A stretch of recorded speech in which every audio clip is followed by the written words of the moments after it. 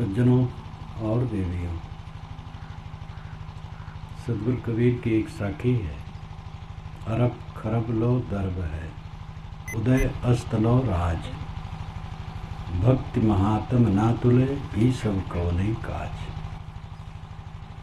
अरब से खरब तक द्रव्य हो और उदय से अस्त तक राज्य हो, लेकिन भक्ति की महिमा में ये सब तुल नहीं सकते।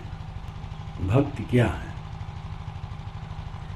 सदगुरु ने अन्यत्र कहा है, भक्ति न जाने भक्त कहावे, तजी अमृत विष कैलिन सारा। लोग भक्ति नहीं जानते हैं, भक्त कहलाते हैं। अमृत को छोड़ करके विष ग्रहण करते हैं। अमृतत्व को प्राप्त करना भक्ति है, और विष को प्राप्त करना ये भक्ति का विरोधी है। अमृत क्या है? उसके लिए भी वो कहते हैं, अमृत वस्तु जाने नहीं, मगन भया सब लोए।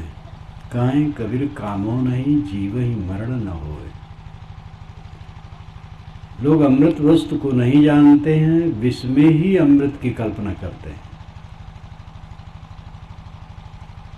अमृत क्या है?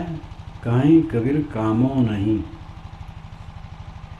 जिसके मन में कामना नहीं होती, जो निष्काम हो जाता है, वो अमृत को पा जाता है। निष्कामता अमृत है। और जीव ही मरण न होए, जीव का मरण नहीं होता है, इसलिए जीव अमृत है।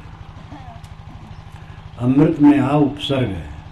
मृत कहते हैं मरे हुए को, जड़ को। जो मरा हुआ ना हो, जो जड़ ना हो, वो अमृत है।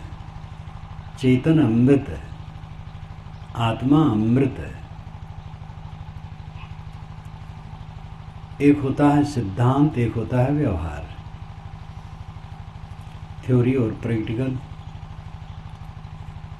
थ्योरी है, सिद्धांत है, आत्मा अमृत है, अमर है। और व्यवहार है, प्रैक्टिकल है, निष्काम होना। कोई निष्काम हुए बिना अमृत में स्थित नहीं हो सकता है। निष्काम हो जाए तो काम कैसे करे? गीता में निष्काम कर्म कहा गया, वो गलत है, ऐसा बहुत लोग कहते हैं। कहने वाले साधक नहीं होते हैं। जो साधक होगा ऐसा कभी नहीं करेगा। निष्काम अवस्था ही कल्याण अवस्था है। और निष्काम होने का अर्थ ये नहीं है कि घर द्वार छोड़ दे, परिवार छोड़ दे तो निष्काम हो गया। कितने घर द्वार छोड़ने वाले हैं, कामना बस नाचते हैं। अपनी कामनाओं का विश्लेषण करना चाहिए। कौन सी कामना उचित है, कौन अनुचित है? जो कल्याणकारी कामना है वो ठीक है। आप यहाँ सत्संग की इच्छा रखे, कामना रखे आए, ये कल्याणकारी है। शराब की दुकान पर जाते, ये गलत था, अकल्याणकारी। जो विषयों की तरफ हमें उन्मुख करे, वो इच्छा अकल्याणकारी है। और आत्मा की तरफ उन्मुख करे, वो कल्याणकारी है। उपनिषद में, कठ उपनिषद में यमाचार्य ने नचिकेता को समझाते हुए कहा है, परांच खान वितरणत स्वयंभू तस्मात् परांग पश्यत नान्तरात्मन। कश्चित धीरा प्रतिज्ञात्मानमेक्षत आवृत्त चक्षु अमृतत्वमिच्छन्। परांच खान वितरणत स्वयंभू। स्वयंभू ने, विधान ने, प्रकृति के नियम ने परांच खान वितरणत, परांच नाम बाहर, खान नाम छेद, वितरणत नाम फोड़ना। शरीर में छेद कर कर के बाहर इंद्रियों को निकाला है। आँख बाहर को देखती है, कान बाहर को सुनते हैं, नाक बाहर को सूंघती है, जीभ बाहर का रस चखती है, त्वचा बाहर का स्पर्श करता है। तस्मात् परांग पश्यत नान्तरात्मन। इसलिए मनुष्य बाहर देखता है, न अंतरात्मन, अंतरात्मा को नहीं देखता है। कश्चित धीरा प्रतिज्ञात्मान मैक्षत, कश्चित कोई धीरा विवेकवान पुरुष प्रत्यक आत्मन ऐक्षत, प्रत्यक नाम भीतर, आत्मन आत्मा को, ऐक्षत नाम देखना। कोई विवेकवान पुरुष जिसकी गंभीर दृष्टि है, जो ये सोचता है कि अंत में क्या रहेगा। आदमी सोचे बैठे, क्या वो सोचता है कि अंत में क्या रहेगा? दिन में 3 बार 4 बार क्या बैठ के सोचता है कि हमारे साथ में क्या रहेगा? आदमी तो दूसरे की चीजों को लूटने के चक्कर में पड़ा रहता है। मालूम होता है यहीं रहना है, और सब कितना घोर परिवर्तनशील है। आज मैंने डायरी में लिखा कि मुझे याद नहीं है 20 बरस हुए कि 25 बरस हुए मैं पोरा आया। सुकई साहब, जिनको परमहंस साहब भी कहते थे, महान संत थे। हमारे गुरुजी खाट पर बैठे रहते थे और साहब पहुंच जाए परमहंस साहब, तो हमारे गुरुजी खाट से उतर पड़ते थे। कबीर दर्शन में भी मैंने उनको लिखा है, उनका नाम दिया है। उस समय की स्थिति में कितना परिवर्तन हो गया। यहाँ सड़क कहाँ थी? पुराने भक्तों में अब कोई रह गया है, और पुराने मिलने जुलने वालों में दिखाई नहीं देते। थोड़े दिन में कितना परिवर्तन होता है। यहाँ किसका क्या है? जो इस बात को सोचता है वो अंतर्मुख होने की सोचता है। जिसको परिवर्तनशीलता का बोध नहीं रहता है वो इस अंतरात्मा की तरफ नहीं आ सकता। सहज जानकारी तो सबको है। कौन नहीं जानता है कि शरीर छूट जाने पर कुछ साथ में नहीं रहता है? सब जानते हैं, अनाड़ी भी जानता है, लेकिन ये जानना काम नहीं करता है। जब आदमी रोज बैठे और इस पर चिंतन करे कि हमारे साथ क्या रहेगा, और फिर ये देखे कि जब से मैं होश में आया हूँ कितनी अवस्थाएं बदली, कितने प्राणी पदार्थ बदले हैं, कहाँ कहाँ हम रहे हैं, कहाँ कहाँ बसे हैं, कितने मित्र हुए हैं, वो सब छूट गए। दिल में जो दिल बन के धड़के गए तो न देखा जरा मुड़ के। जो दिल में दिल बन करके धड़कते थे वो गए और मुड़ के देख न सके। जब बराबर इसको सोचे तब धीरे धीरे ज्ञान का प्रबल संस्कार जब बढ़ता है तब अविद्या का पर्दा कटता है, तब सांच और झूठ का पता लगता है। चरितार्थता, ज्ञान की चरितार्थता की जरूरत है। आग लकड़ी में है लेकिन लकड़ी को नहीं जलाती, विशेष आग लकड़ी को जलाती है। इसी प्रकार ज्ञान तो है, विशेष ज्ञान अविद्या को जलाता है। ये सामान्य ज्ञान नहीं जलाता है, जानते तो सब है। एक बार मैं प्रवचन कर रहा था, प्रवचन समाप्त, थोड़े लोग बैठे थे, गांव था, बहुत पुरानी घटना है, 40 बरस से भी पुरानी। तो जब प्रवचन खत्म किया, 25-50 लोग रहे होंगे, तो एक किसान था। कहा महाराज, अरे विषय वासना का है, खुजली है, जलन है, इसमें सुख नहीं है, खुजली है। अब एक बहुत साधारण आदमी कह रहा था खुजली है, लेकिन जैसे हम इस ढंग से जानते हैं वैसे रह नहीं पाते हैं, तो जानना किस काम का होता है? भक्ति है अपनी तरफ लौटना, अमृत की तरफ लौटना। अमृत आत्मा है, लेकिन आत्मा की तरफ तब लौटना होगा जब कामनाओं पर विजय हो, इच्छाओं पर विजय हो, इंद्रियों पर विजय हो, मन पर विजय हो, वाणी पर विजय हो। और इसके लिए जरूरी है जो इस ढंग के लोग हों उनकी संगत करें, उनकी उपासना करें। भक्ति का बाह्य रूप है जिससे हमें अमृतत्व का बोध हो और स्थित हो, जिनकी प्रेरणा से उसमें स्थित होने का बल मिले, उनके प्रति अनुराग, ये पहली भक्ति है। आदि शंकराचार्य ने कहा है विवेक चूड़ामणि में, पूज्य सुनरागो भक्ति। पूज्य के प्रति अनुराग करना भक्ति है। पूज्य कौन है? जो आचरण में ऊपर उठा है, ऊर्ध रहता है। दद्धा अर्ध माही अधियारी, अर्ध छोड़ ऊर्ध मन तारी, अर्ध छाड़ ऊर्ध मन लावे, आपा मेट के प्रेम बढ़ावे। ये कबीर साहब ने बीजक की ज्ञान चौतीसा में जहाँ वर्णों पर विचार किया है तो धा पर उन्होंने कहा है। ज्ञान चौतीसा छोटा प्रकरण है बीजक का, पूरा अमृत है। पद पद में इतना बढ़िया वचन है। दद्धा अर्ध माही अधियारी, मानोधा अक्षर कहता है कि अर्ध में अधियारी है, इसलिए अर्ध छोड़ ऊर्ध मन तारी। अर्ध को छोड़ करके मन की तारी ऊर्ध में लगाओ। तारी नाम ध्यान, मन को ऊर्ध बनाओ। अर्ध छोड़ ऊर्ध मन लावे।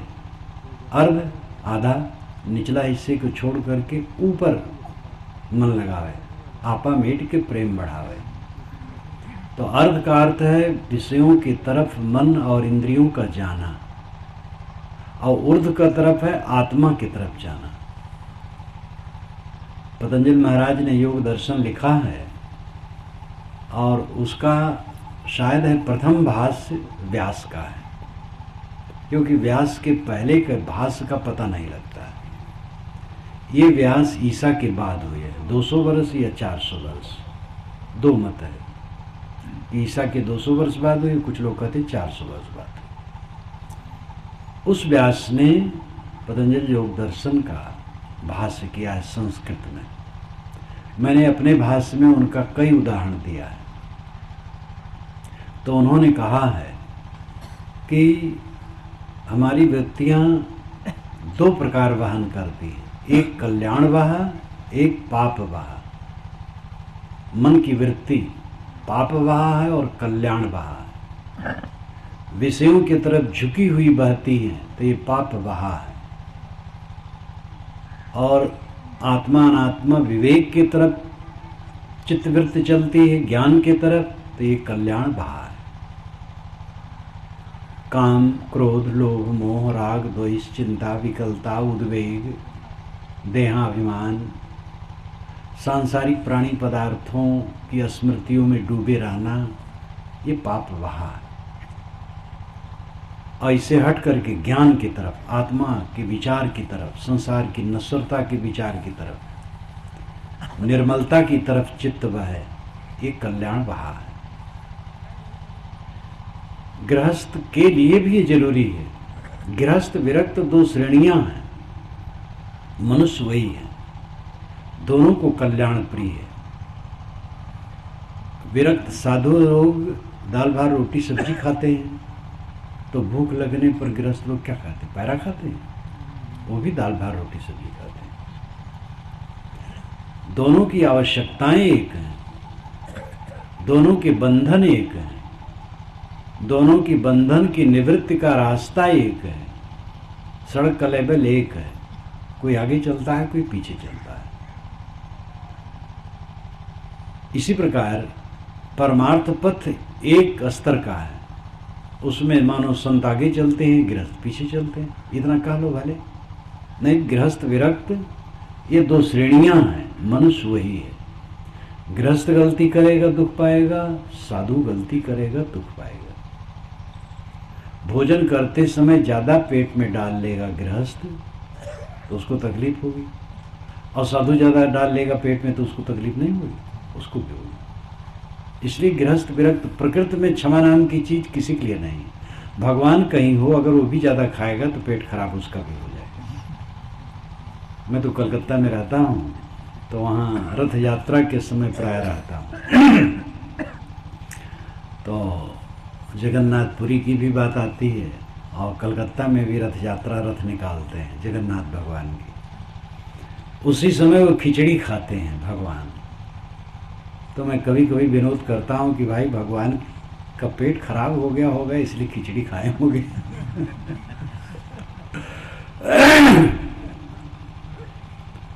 प्रकृति में क्षमा नाम की चीज किसी के लिए नहीं है। हमारे पंडितों ने इसीलिए क्षमा नहीं किया अवतारों को। कहा जाता है पंडित पोगापंथी है, पंडित पोगापंथी है, महात्मा पोगापंथी है, मुल्ला पोगापंथी है, ज्ञानी जी पादरी जी पोगापंथी है, और सब में विवेकी हो सकते हैं। पंडितों ने राम को, कृष्ण को, शिव को, विष्णु को, किसी को नहीं क्षमा किया। श्री राम ने बाली को छिप के मारा। ये बात पंडितों को अच्छी नहीं लगी और उन्होंने वाल्मीकि रामायण में ही अनेक पात्रों द्वारा उसकी निंदा कराई। और अंततः पंडितों ने लिखा कि राम ही कृष्ण हुए और जरा नाम के व्याध से मारे गए, क्योंकि उन्होंने बाली को छिप के मारा था। तो कृष्णावतार में जब 120 वर्ष के थे और गृह कलह से असंतुष्ट होकर के पेड़ के नीचे तप में बैठ गए थे, तो जरा नाम का व्याध दूर से देखा, समझा हिरन है, तो मार दिया बाण। कहा जाता है कि श्री कृष्ण महाराज ने बाली को छिप के मारा था, तो यहाँ वो मारे गए। महाराज कृष्ण ने शिशुपाल की भुजा उखाड़ ली थी। उखाड़ी तो नहीं थी, उनकी गोद में बच्चा गया था तो दोनों हाथ गिर गए थे। ये कहानी है। शिशुपाल पैदा हुआ तो उसके 4 हाथ थे, तो जिसके गोद में हो जाता वो हाथ गिर जाता और अतिरिक्त सिर गिर जाता। तो श्री कृष्ण के हाथ जब गोद में गया तो उसके दोनों हाथ गिर गए, तो मानो उन्होंने उखाड़ लिया। तो जगन्नाथ में भगवान लूले बैठे। जब मैं अयोध्या में गया, हमारे मित्र जी नृत्य गोपाल दास जी महाराज उनके यहाँ हुए, तो उस समय उपस्थित नहीं थे, तो उनके पुजारी दिखाने लगे। तो चारों धाम उन्होंने 4 कमरों में बनाया है। तो एक कमरे में जगन्नाथ महाराज की भी मूर्ति है, जगन्नाथ भगवान की भी, और लूली है, इसे बैठी है, कटा है। तो पुजारी ने कहा महाराज ये मूर्ति देख करके मुझे बड़ी करुणा लगती है। तो मैंने कहा भगवान अपना कर्म फल भोग रहे हैं, आप क्या करेंगे। वो भी हंसने लगे और सब हंसने लगे। विष्णु भगवान ने वृंदा के साथ छल किया तो उनके शाप से वो पत्थर हो गए। ये कहानियां हैं। कर्म फल भोग किसी को छोड़ता नहीं। इसलिए साधु गृहस्थ कोई भी हो, दोनों को भक्ति में लगने के लिए कौन सा आधार चाहिए? ऐसा आधार चाहिए जो दुखी न हो। जो दुखी न हो वो शीतल छाया है। कोई मनुष्य हो, चाहे जिस कपड़े में हो, धोती कुर्ते में हो, हमारे कपड़े में हो, फुल पैंट शर्ट में हो, साड़ी ब्लाउज में हो, जिस वेश में हो, जो दुखी न होता हो वो सच्चा इंसान है और वही संत कहलाता है। संत कौन? मेरी छोटी सी पुस्तक है, उसमें मैंने पहला वाक्य लिखा है, संत वह है जो दुखी नहीं होता है, दुख दोष से निकलता है। अगर कोई दुखी हो गया तो दोषी है। तो दूसरे ये अनुमान न कीजिए कि वो दुखी हो गया तो दोषी है। अपने देखिए, अगर हम दुखी हुए तो दोषी है, अगर हम दोषी नहीं होंगे तो दुखी नहीं होंगे। किसी गाली देने से दुखी हम क्यों होंगे? किसी ने हमें बुरा कह दिया तो इससे हम दुखी क्यों होंगे? अगर हम निर्दोष हैं, निर्मल हैं, तो क्यों दुखी होंगे? अपनी दुर्बलता से हम दुखी होते हैं। जो दुखी न हो, संत बिरज सतज्ञान फल, शीतल शब्द विचार, जगमा होते साधु नहीं, जल मरता संसार। ये भी साहब कहते हैं। साधु वृक्ष हैं और जो विचार उनके हैं वो शीतल छाया है। साधु सत ज्ञान फल, और सत्य ज्ञान का फल उसमें लगा हुआ है। ऐसे संत जगत में न होते तो जगत के लोग जल मरते। गोस्वामी जी ने कहा, छिद्यो तरुण कटाक्ष सर, कियो न कठिन सने हो, तुलसी तिनके देह को जगत कवच कर ले हो। जिनके हृदय में विषय वासना नहीं है और जो कहीं ममता नहीं करते हैं, ऐसे संसार के लोगों, उनके देह को तुम अपना कवच बना लो। मतलब है कि उनकी शरण लो। आप विद्या चाहते हैं तो विद्वान की शरण चाहिए, वकालत चाहते हैं तो वकील की शरण चाहिए, डॉक्टरी चाहते हैं तो डॉक्टर की शरण चाहिए। चोर बनने के लिए चोर की शरण लेना पड़ता है। कई बार अपना आप सामान खोजते हैं, घंटों नहीं मिलता है, और चोर अपरिचित घर में जाते हैं अंधियारे में और मिनटों में काम करके चल देते हैं।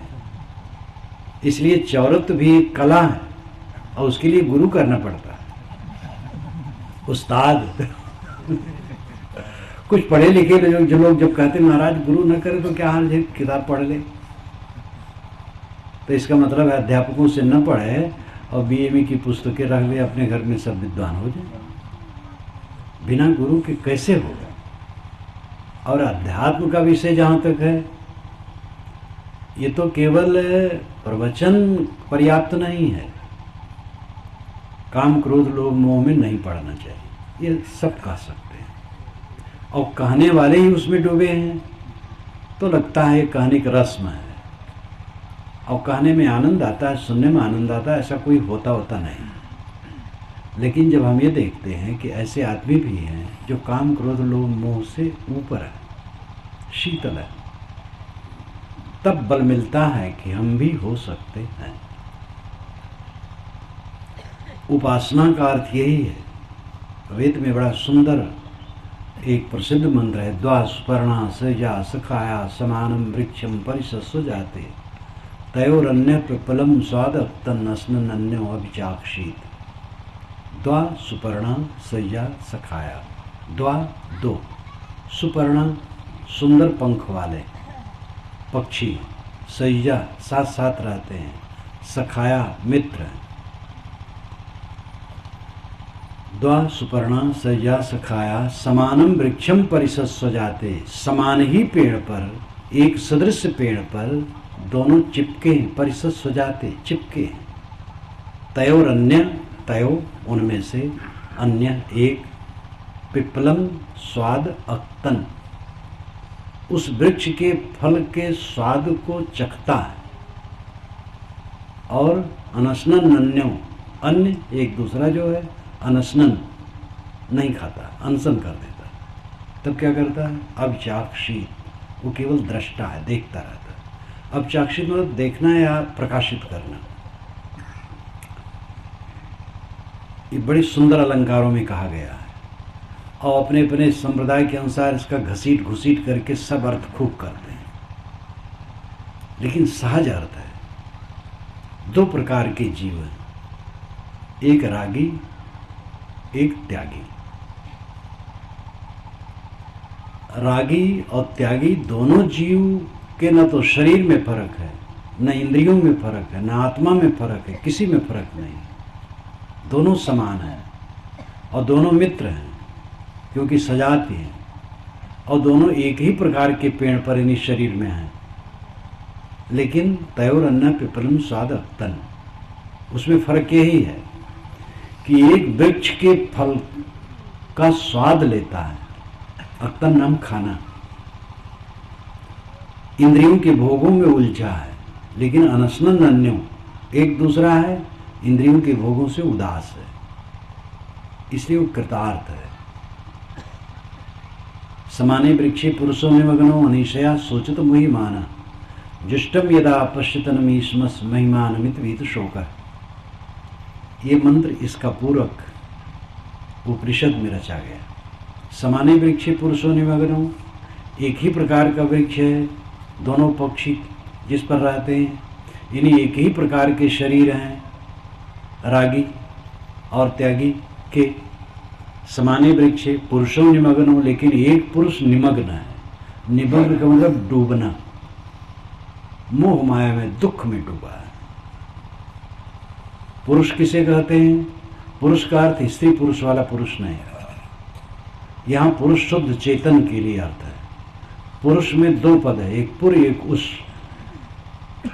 दो पदों से पुरुष शब्द बनता है। पुर कहते हैं आगे को, उस कहते हैं जलाने को, इसीलिए पुरोहित कहा जाता है। तो पुरोहित का व्यंग में देहाती लोग मजाक करते हैं, वो पुरोहित है, ऊपर के हित है, लेकिन ये अर्थ नहीं है। पुरोहित का मतलब है पुर नाम आगे, हित नाम रखा हुआ है। जो आगे हो, आगे चलता हो, रास्ता दिखाता हो, वो पुरोहित है। तो पुर नाम आगे, उस नाम जलाना, जो आगे आगे ज्ञान जलाता रहे वो पुरुष है। आगे आगे ज्ञान का दीपक कौन जलाता है? ये आत्मा। चेतन का स्वभाव है ज्ञान। तो पुरुष ज्ञानवान है। पुरुषेते पुरुष भी अर्थ किया जाता है। शरीर रूपी पुर में शयन करने के कारण ये पुरुष कहलाता है। तो एक पुरुष तो निमग्न है, विषयों में डूबा है, दुख में डूबा है, मोह में डूबा है। समाने वृक्षे पुरुषों निमग्नो अनीशया, इसलिए वो अनीश है, वो ईश्वर नहीं है, असहाय है। ईश का मतलब समर्थ। और आप जहां कहीं आसक्त होंगे वहां समर्थ नहीं रहेंगे, और जहां आसक्त नहीं रहेंगे समर्थ रहेंगे। तमाकू खाने वाले तमाकू के लिए समर्थ नहीं रहेंगे। तमाकू न मिले तो परेशान, कायर। एक बार मैं ट्रेन में चल रहा था, थोड़ी दूर यात्रा थी। एक सूटेड गोटेड सज्जन सामने बैठे थे और लगता तो कोई अफसर थे और बड़े शालीन थे। और जब स्टेशन आवे तो झांकें और कोई नहीं आवे। सिगरेट पीते थे वह। तो इधर उधर ताक करके जब कई स्टेशन तक नहीं मिला, छोटे छोटे स्टेशन पड़ते थे, तब बड़े संकोच में उन्होंने कहा, महाराज एक सिगरेट आप देंगे? तो मैंने कहा, सिगरेट पी करके आपकी तरह मैं भी परेशान हूँ क्या? अच्छा आप नहीं पीते? वो सोचे होंगे भाई गजड़ी भंगड़ी महात्मा होते हैं तो ये साफ सुथरे तो सिगरेट पीते होंगे। तो जहां आसक्ति हुई वही दुर्बलता है। दुर्बलता और कुछ नहीं है, आसक्ति ही दुर्बलता, मोह ही दुर्बलता है।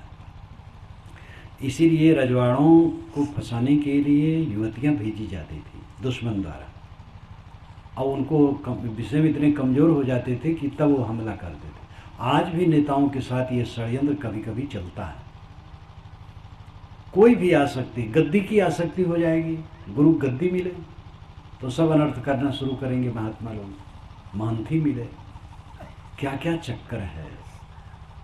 तीर्थ स्थल आपके निकट है अयोध्या, जो लोग जानते हैं देखते हैं क्या क्या कांड होता है। गुरु महाराज बूढ़े महाराज को काट कर फांसी पर लटका देते हैं और बस सब पैसा दे करके सब काम रफा दफा हो जाता है और महंत हो जाता है। जहाँ लोभ वहीं पाप है। एक ब्राह्मण लड़का, पहले तो शादी बहुत जल्दी हो जाती थी, लेकिन ये ध्यान रखिए वैदिक युग में बाल विवाह नहीं था। वैदिक युग में जवान होने के बाद तब शादी होती थी, और लड़की वाला नहीं खोजता था, लड़का खोजता था। लड़का आज भी खोजने लगे तो दहेज खत्म हो जाए। जब पहली बार मैं गुरुजी के साथ सन 54 में छत्तीसगढ़ गया, अब तो उसका एक प्रदेश ही नाम घोषित हो गया है, तो वहाँ सुना कि लड़की वाला लड़का खोजने नहीं जाता है, लड़का वाला खोजता है लड़की। तो मुझे उल्टा लगा, क्योंकि संस्कार इधर का था। परंतु जब अध्ययन किया तब लगा कि यही सच है, और वैदिक रीति यह है। वैदिक युग में लड़का खोजता था लड़की को। वेद क्या कहते हैं मैंने यथास्थल लिखा भी है। लड़का खोजेगा लड़की, दहेज अपने आप समाप्त हो जाएगा। इसीलिए छत्तीसगढ़ में जिस परिवार में लड़का खोजता है वहाँ दहेज है ही। बड़े धनी धनी लोग हैं, लेकिन दहेज नाम की कोई चीज़ नहीं, अपनी खुशी से लोग देते हैं। वैदिक युग में भी लड़का वाला लड़की वाला खुशी से दहेज देता था, लेकिन लड़का वाला मांगता नहीं था। तो बाल विवाह वैदिक युग में नहीं था। पीछे बाल विवाह हुआ है। पंडित जी की शादी हो गई, बच्चे थे, काशी गए पढ़ने, पढ़ करके जवान हो गए, 25 वर्ष की उम्र हुई तब आए। कौन आया? लड़की तो अपढ़, क्योंकि हमारे यहाँ हजारों वर्ष से हो गया था कि स्त्रियों को पढ़ना नहीं चाहिए, बहुत बड़ा पाप है। ज्योतिराव फुले जब पढ़ाने लगे महाराष्ट्र में, वो बहुत धिक्कारा गया उनको, महापाप कर रहे हैं।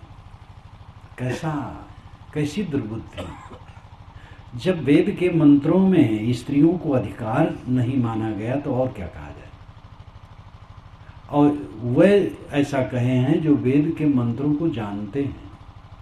उन्होंने कहा है कि वेद के मंत्रों को पढ़ने का अधिकार स्त्रियों को नहीं है। और वे बारंबार वेद में पढ़े हैं। पाला, घोषा इत्यादि बहुत सी स्त्रियां हैं जो वेद मंत्रों की रचयिताएं हैं।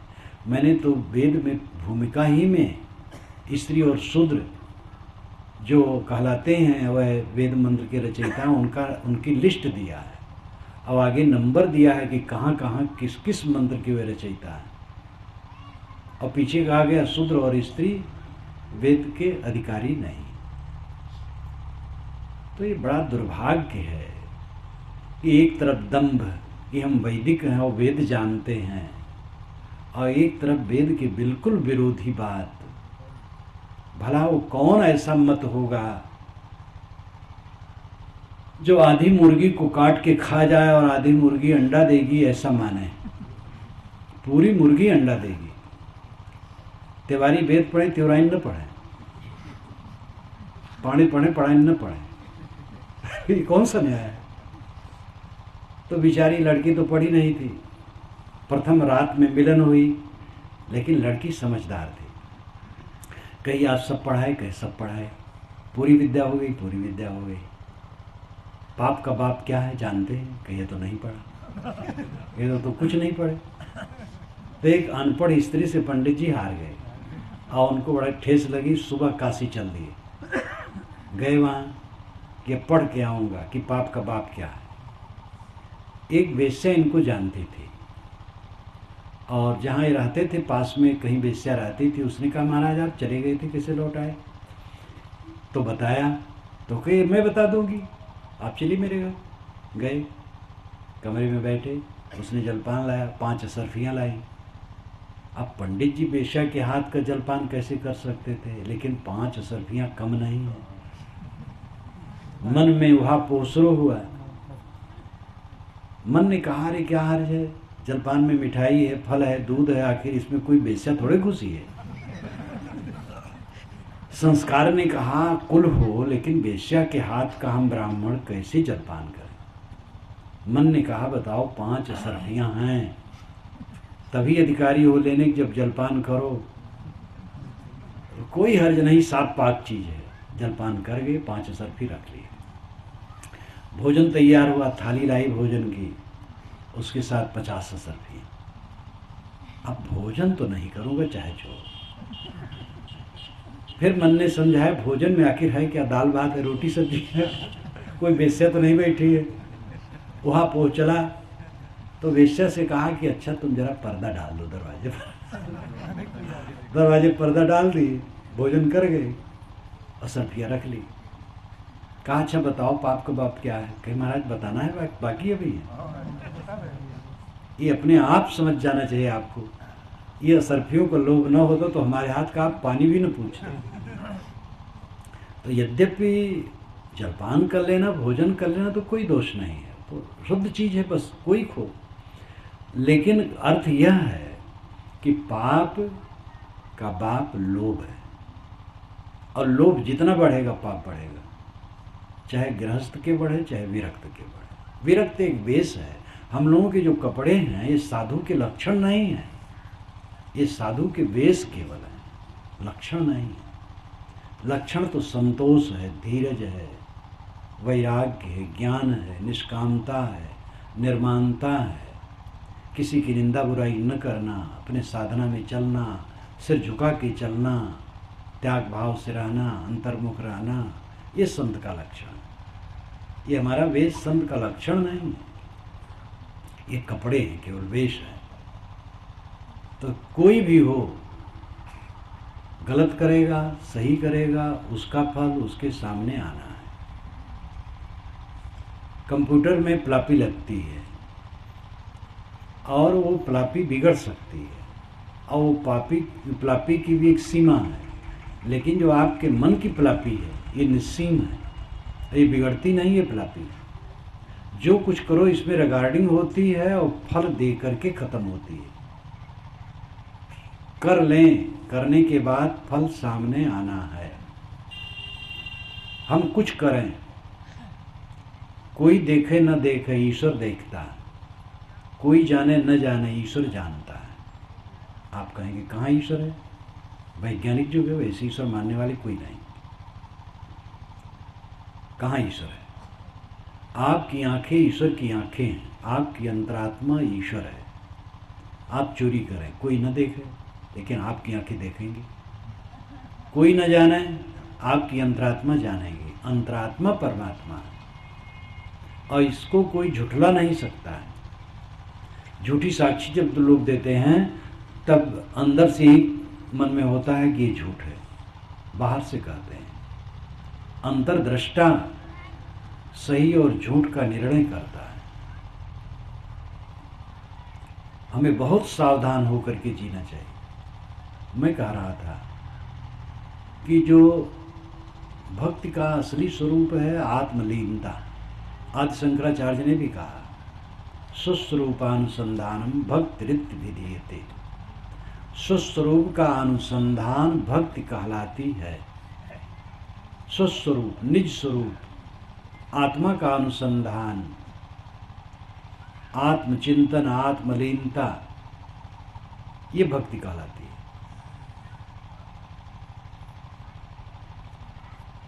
विषयासक्ति दुर्बलता है और इसलिए जो दुर्बल है वो अनीश है। समाने वृक्षे पुरुषो निमग्नो अनीशया सोचति, इसलिए वो सोच करता है, चिंता करता है, क्योंकि मुह्यमान वो विमोहित है। 4 विशेषण देते हैं उसके लिए ऋषि। समाने वृक्षे पुरुषो निमग्नो अनीशया सोचत मुह्यमान। एक तो निमग्न है विषय वासना में, इसलिए अनीश है, असमर्थ है, इसलिए सोचत चिंता करता है, क्योंकि मुह्यमाना विमोहित है। ये एक जीव का लक्षण है। समाने वृक्षे पुरुषो निमग्नो अनीशया सोचित मुह्यमाना जुष्टम यदा पश्यतन में महिमानमित वीत शोकर। लेकिन दूसरा जो है जुष्टम, प्रसन्न है। 2 वृक्ष है, 2 वृक्ष पर 2 पक्षी हैं। एक पक्षी यानी दो प्रकार के जीव हैं, एक त्यागी एक भोगी। तो भोगी जीव जो है, रागी जीव जो है, मोही जीव जो है, वो विषयों में निमग्न है, इसलिए असमर्थ है, अपने को दुर्बल देखता है और चिंता करता है और मोहित है। लेकिन दूसरा जीव जो है जुष्टम, प्रसन्न है, शोक रहित है,